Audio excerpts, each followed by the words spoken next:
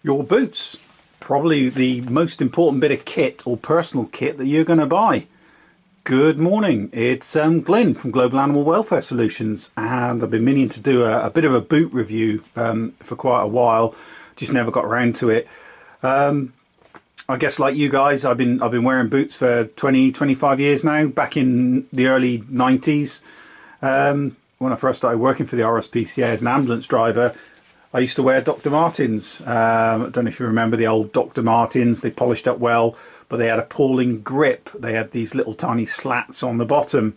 And ever since then, I've been trying to find the perfect pair of boots. And basically, I don't think there is one perfect pair of boots.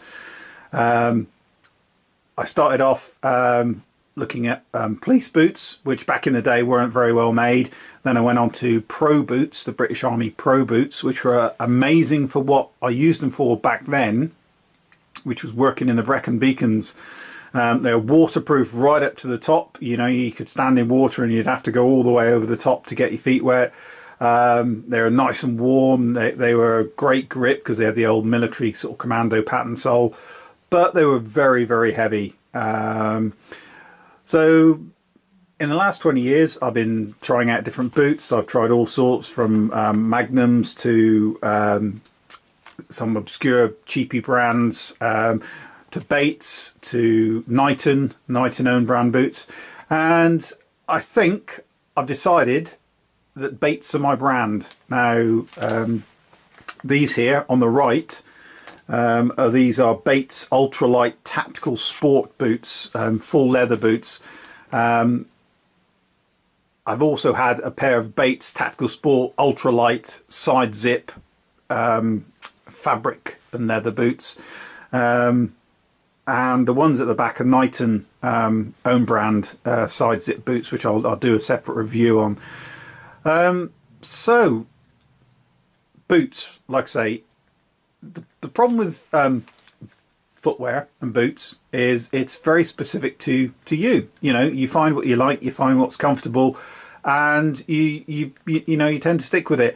And you do need a reliable boot, particularly if, like me, you've been working overseas, where you can't actually get often you can't get boots or certain pieces of equipment. So the main thing you want is a nice, reliable boot that's going to last and is pretty robust. So like I say, Bates, these are my Bates boots, and these are about 2 months old now. When I was working as an RSPCA inspector or an SPCA inspector, I could usually get a pair of boots, and they would usually last about 12 months. And that was when the tread started. Oop, not the camera there, sorry. That was when the tread started going. Now I'm expecting them to last a lot longer. Like I say, I've had these 2 months. I just tend to wear them to and from work. When I'm at work, I wear something different. So what do I think? Well, I think they're pretty good.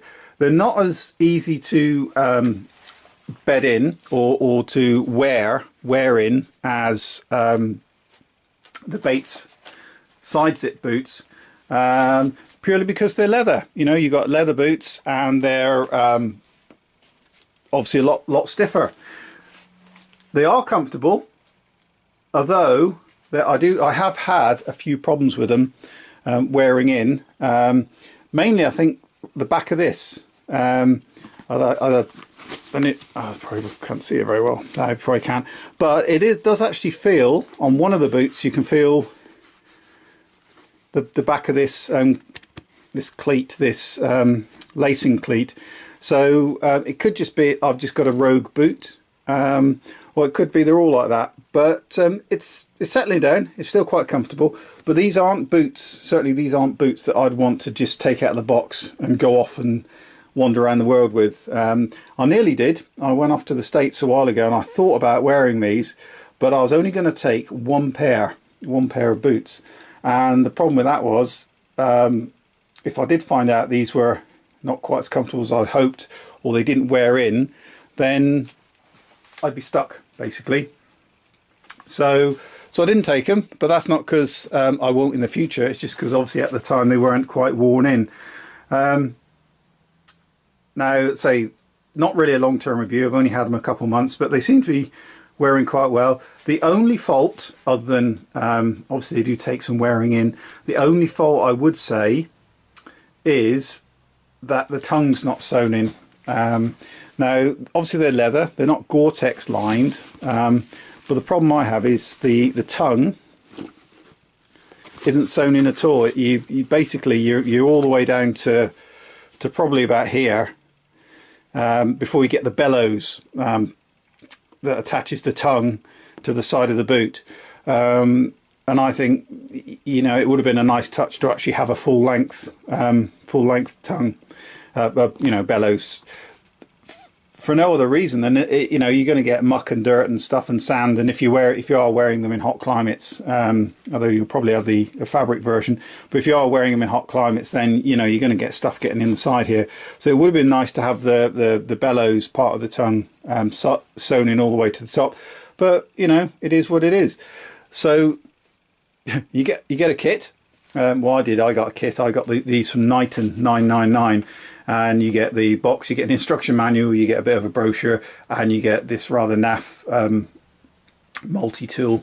I might just do a quick update on the multi-tool at some point, but it's certainly not worth it. I wouldn't suggest it's worth the money. Well, not worth the money, but certainly not worth basing your decision on the fact you get a free multi-tool, because basically it's crap.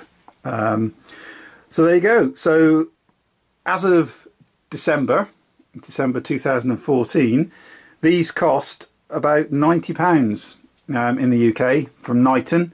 The side zip version with the fabric panels rather than the leather panels is about £10 cheaper.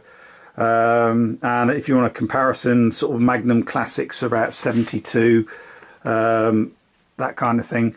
So basically I'll wear them a bit more, and I'll come back to you and do an update. But I think, like I said, Bates are my favourite boots at the moment, and we'll see. So if you're looking for a decent pair of boots, and I can honestly say that the other pair got some pretty hard treatment, and I was a bit concerned initially because I don't think they're stitched. These are sport boots, and basically they're sold on the fact they're lightweight, because they are very, very light for a pair of leather boots. They're sold on the fact that they're lightweight, and basically they're glued and cemented like trainers, like sports trainers. Not all trainers are sports trainers, but you know what I mean. These aren't actually heavy duty. They're not stitched to the sole. They don't have a really thick heavy duty sole. But I didn't have any problems with the other boots. I didn't have any problems at all, and they didn't come across, didn't come away from here or anything.